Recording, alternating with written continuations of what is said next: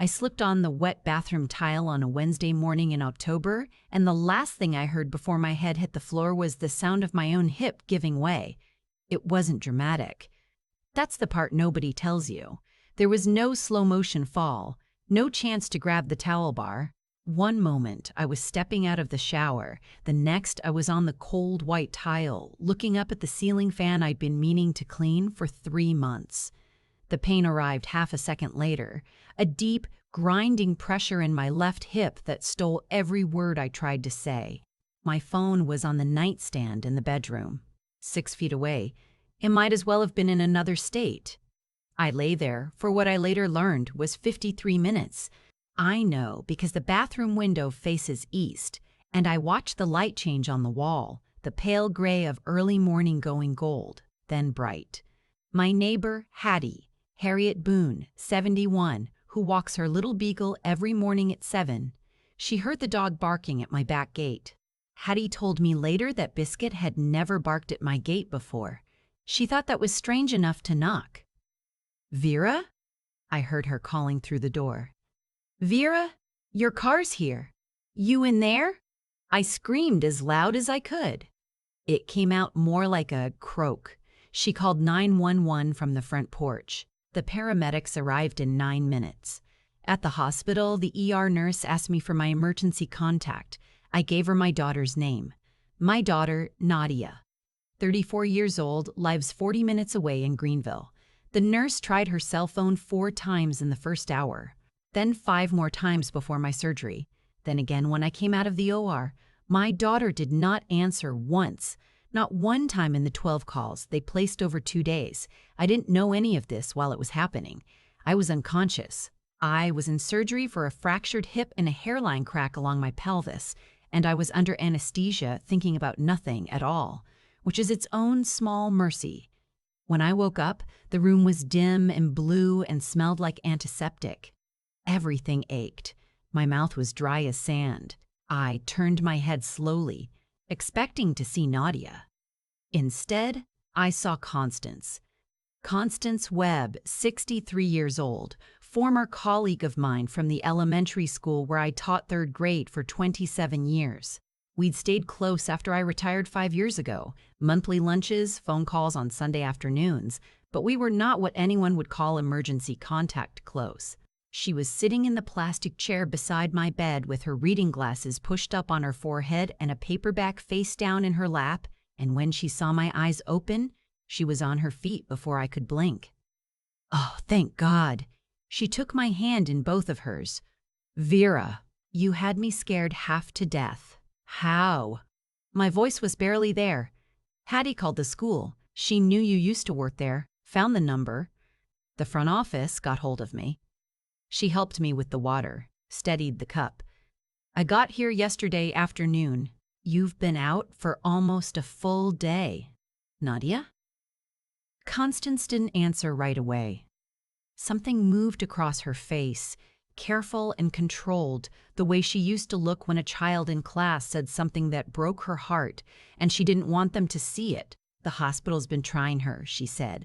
"I've tried too. Her phone's going to voicemail." I closed my eyes. Nadia lived 40 minutes away. She worked from home. She had no reason in this world to have her phone off for 2 full days. "Show me," I said. Constance hesitated. "I'm not fragile," I told her. "Show me." She pulled out her phone slowly and opened my daughter's Instagram page. I hadn't followed Nadia in almost a year. She'd started posting things that made me feel like a stranger looking through a window, but her account was public because Nadia liked an audience. The most recent photo, a beach, white sand, turquoise water, a wide shot of a resort pool lined with palm trees. My daughter in a yellow bikini, raising a cocktail toward the camera, her husband Cliff beside her in a resort shirt with his sunglasses pushed back on his head, both of them grinning like the world had just handed them everything they'd ever wanted. The caption read, "Finally unplugging. No work, no noise, just us. Cabo is exactly what we needed." Posted 18 hours after I hit the bathroom floor, I scrolled down with a shaking thumb. There were 5 posts from the past 2 days. Cliff at a swim-up bar. Nadia at a spa, caption, taking care of me for once. A sunset dinner on a terrace overlooking the water. A room service tray captioned, "No obligations. Just this." They had cell service. Of course they did. Every post was geotagged. I handed Constance's phone back to her and stared at the ceiling and didn't say anything for a long time. What was there to say? My daughter was 40 minutes away when life was ordinary, and 1,000 miles away when I needed her most, and she had Wi-Fi the whole time. Before I tell you what happened next, I need you to understand something about Nadia. She wasn't always this person. Or maybe she was, and I just refused to see it for a very long time. My husband Alton passed away 4 years ago. Pancreatic cancer, 6 weeks from diagnosis to the end. Nadia flew in for the last week. She and Cliff stayed at a hotel. The house was too small, she said, and she needed her sleep. I didn't argue. I was too busy sitting with Alton, holding his hand, watching a man I'd loved for 41 years leave me one slow breath at a time. After the funeral, Nadia stayed 3 days and then drove back to Greenville. She had a work project, she said. Cliff had a thing. They'd be back soon. They weren't back soon. I handled the estate alone. The insurance paperwork, the bank accounts, the pile of Alton's belongings that needed to go somewhere. His woodworking tools. His record collection.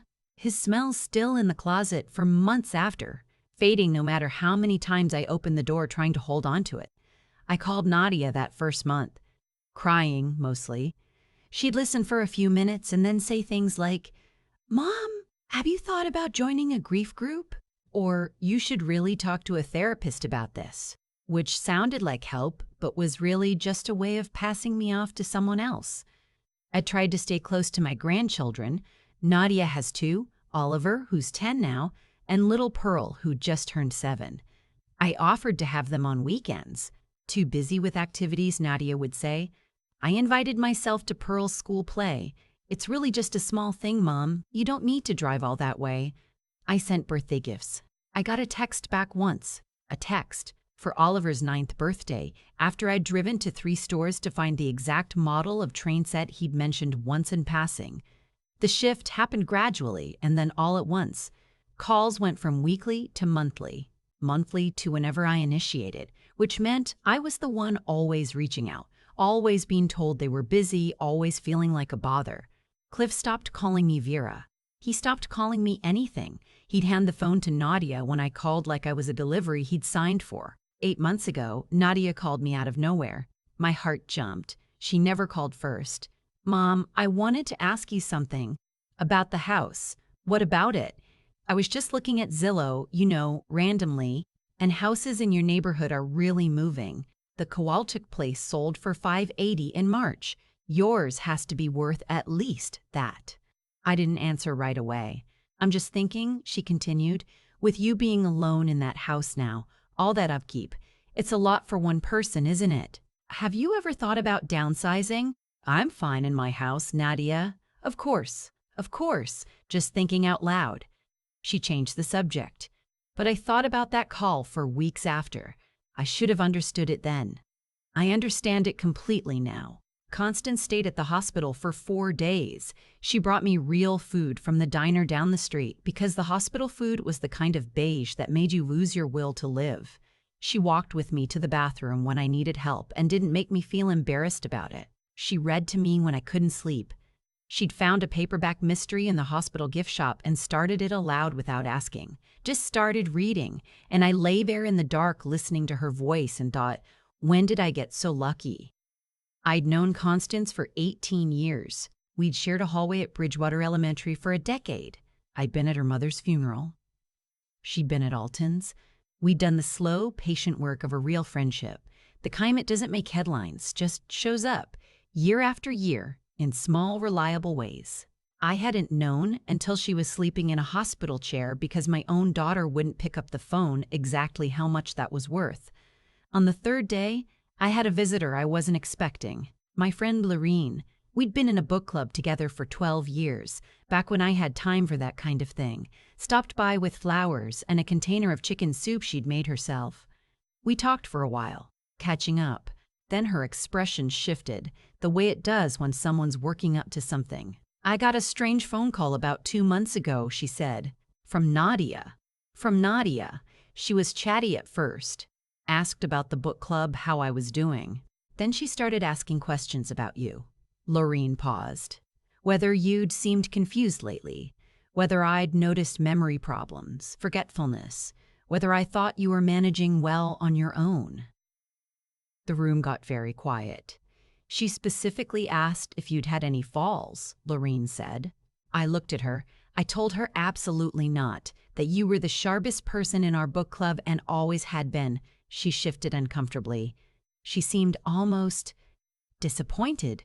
She pushed a little more, asked if I thought you were safe living alone. I thanked Lorene. She left. I sat very still. An hour later, Constance came back from the cafeteria and I told her what Lorene had said. Constance set her coffee down slowly. Vera, she said, I need to show you something. I found it in your mailbox when I went to get your robe and your things. She reached into her tote bag and pulled out a large envelope. Return address, Sycamore Ridge Senior Living and Memory Care. My hands were steadier than I expected as I opened it. Inside was a glossy brochure, smiling residence, sunny common rooms, a dining room with centerpieces, and tucked inside the brochure, a partially completed intake form. Patient name, Vera Sutton. Age, 64. The checkboxes were filled in. Cognitive decline. History of falls. Unable to manage household independently. Family-initiated placement. Every box checked. Everyone a lie. The bottom of the form had a section for family contact. My daughter's name in her own handwriting, her cell number, her email address. The postmark was dated 11 days before I fell. I read it twice. Then I set it on the bedside table very carefully, the way you set down something you don't want to drop because you don't know what you'll do if it shatters. Constance watched me. She's been building a case, I said. It wasn't a question. It looks that way. I thought about the Zillow conversation, about Lorene's phone call, about whatever other calls had been made to whatever other people I hadn't heard from yet, about the house worth $580,000 in a neighborhood where values kept climbing, about the boxes checked on that form. History of falls filed 11 days before I actually fell, as though she had been patient enough to simply wait. When I finally came home from the hospital, 2 weeks later, moving slowly with a walker I resented and was grateful for in equal measure, I called my attorney. His name is Graham Aldrich, and he'd handled Alton's estate. I'd met him twice. He remembered me immediately. Graham, I said, I need to rewrite my will, and I need a cognitive evaluation on the record. We met in his office 12 days after I came home. I wore the green dress Alton always said made me look like myself, whatever that meant, and I understood exactly what he meant the moment I put it on. Graham had everything prepared. We went through the new documents carefully. A trust for Oliver and Pearl for their education managed by Graham as trustee, with no access or oversight for either parent until the children turned 22.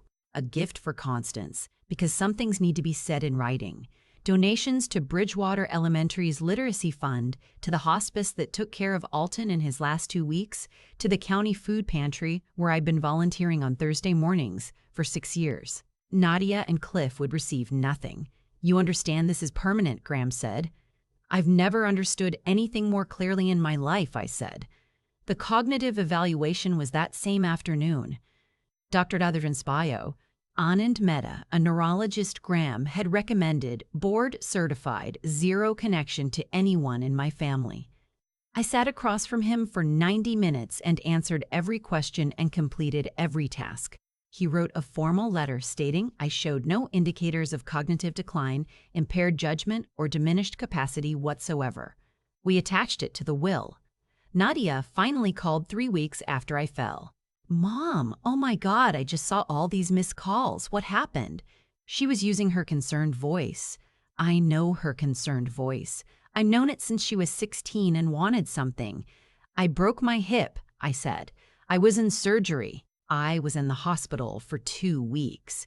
We were completely off the grid. Cabo, the resort, had almost no signal. I swear if I'd known, you posted on Instagram 11 times. Silence. That was just scheduled posts. Cliff set them up before we left. You were in every photo, Nadia. The one from the swim-up bar on Thursday. The sunset dinner. The spa. A longer silence. Then Mom, you're upset, which is completely understandable, and I want to come see you and talk through everything fine. I said, come Saturday. She and Cliff arrived Saturday at noon. She brought flowers, which she handed to me at the door like a hostess gift, and then spent the first 20 minutes walking through my house with the slow, proprietary attention of someone calculating square footage. Cliff complimented the kitchen twice. The light in the dining room. The yard. The neighborhood. They stayed an hour and a half. Nadia asked about my recovery in the way people ask about traffic. Politely, already moving past it. Then, when I mentioned I'd spoken to Graham about updating my documents after the health scare, something shifted in her face. A small tightening quickly smoothed. That's very sensible, Mom, she said. Very proactive. When's the appointment? Wednesday, 2 o'clock. We'll be there, Cliff said. Too fast. They left. I watched Nadia's phone come out before they'd reached the end of the driveway. Wednesday, Graham's office. Constance came with me. The conference room was all dark wood and afternoon light, and Graham had the documents laid out in neat order on the table. I was early. Constance and I drank coffee and didn't say much. There wasn't much to say. Nadia and Cliff arrived at 2 on the dot, dressed like they were attending a closing. She wore a gray blazer. He wore a collared shirt and had product in his hair. They stopped in the doorway when they saw Constance. What is she doing here?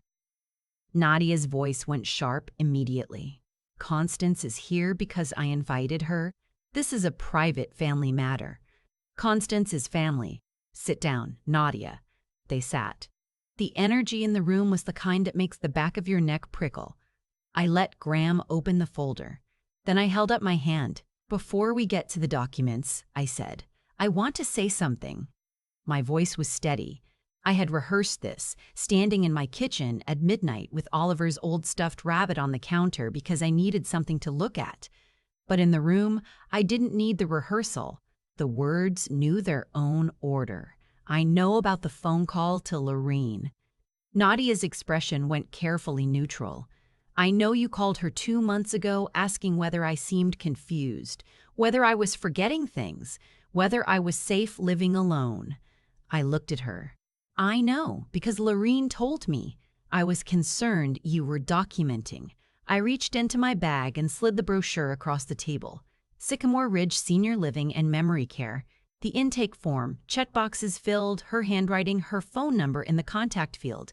Mailed to my house 11 days before I fell.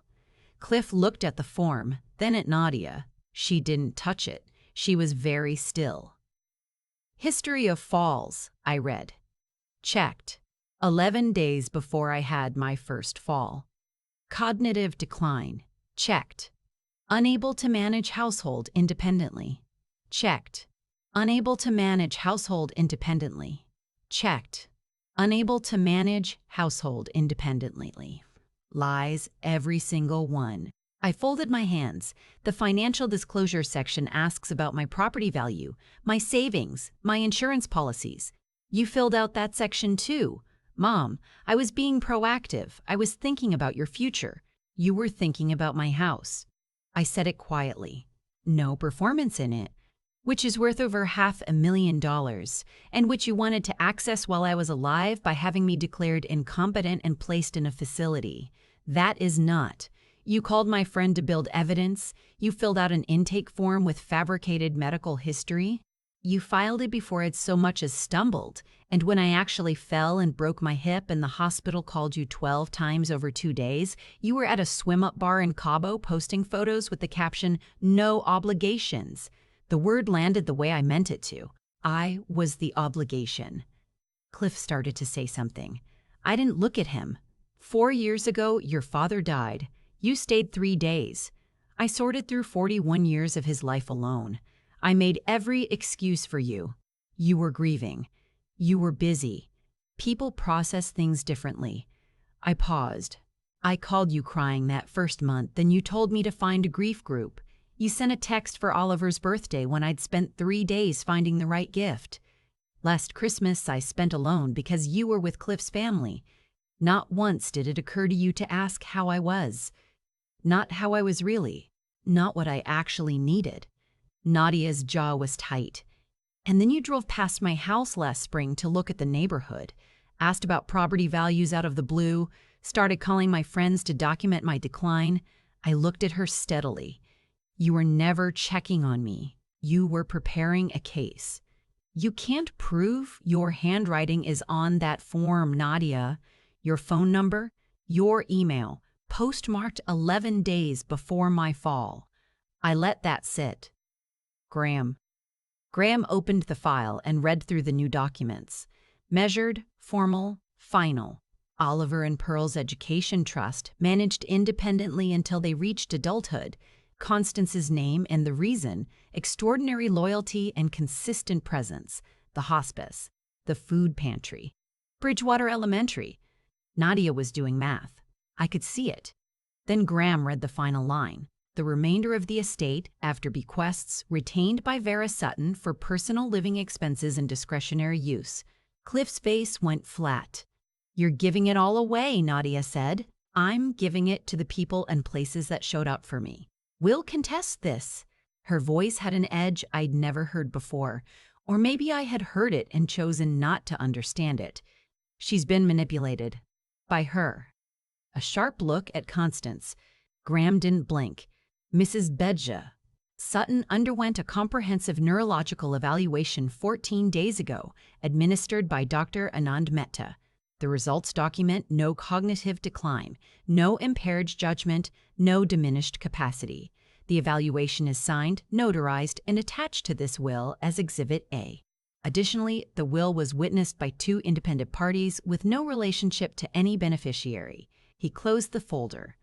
Contest it if you'd like. Courts take a dim view of challenges filed by parties who were contacted 12 times during a medical emergency and did not respond. Nadia stood up. Cliff was already by the door. You'll regret this, she said, when you're older, when you actually need someone, when there's no one left. I looked at my daughter for a long moment. The girl I'd raised, whose nightmares I'd sat through, whose college applications I'd proofread, who I had driven to 3 stores to find the right birthday gift for her son, looking at me now like I was an obstacle she hadn't anticipated. I needed someone on a Wednesday morning in October, I said. I was on the bathroom floor for 53 minutes. The person who found me was Hattie, my 71-year-old neighbor, because her beagle wouldn't stop barking. The person who came to the hospital was Constance. The person who brought me soup was Lorene. The person who wasn't there was you. I didn't raise my voice, so don't talk to me about being alone. I've been alone for 4 years. The difference now is I'm done pretending it's something other than what it is. The door closed behind them. Not a slam, just a click, and then silence. Constance and I sat in Graham's conference room for a few minutes without speaking. Then she put her hand over mine and squeezed once, and I was grateful for that more than I can say. The weeks after were not easy. I want to be honest about that. There were mornings when I reached for the phone to call Nadia before I remembered, and then had to remember all over again, which is its own particular kind of grief. I grieved the daughter I thought I had, or the daughter I kept telling myself I had, which is not the same thing. I stayed in my house. I did not sell it. That had been her plan, not mine, and I wasn't going to let her plan become my outcome just because she'd created the conditions to make it feel inevitable. I planted bulbs in the back garden in November. I rearranged the furniture in the living room into a configuration that made more sense and that Alton would have said was just as good as the old way. I got a better chair for the corner by the window. Small things, mine. Hattie, dear Hattie with her beagle and her morning walks, brought me casseroles for a month. She'd knock, leave the dish on the porch, text me that it was there. One morning she stayed for coffee and we talked for 2 hours about nothing important and everything important. The way you can with someone who already knows your whole situation and doesn't need the background. Constance came for dinner on Sunday evenings.